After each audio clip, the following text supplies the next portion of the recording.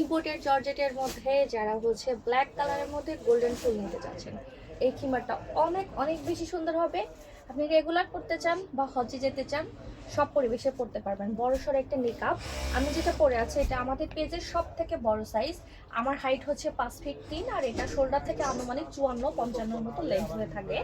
Body সাইজটা free, এটা বড় সাইজের মাপটা বললাম। আর এর থেকে যেটা ছোট সাইজ, সেটা কপাল থেকে 64 ইঞ্চি, শোল্ডার থেকে আনুমানিক 48 বা 50-এর মতো মাপ হয়ে থাকে।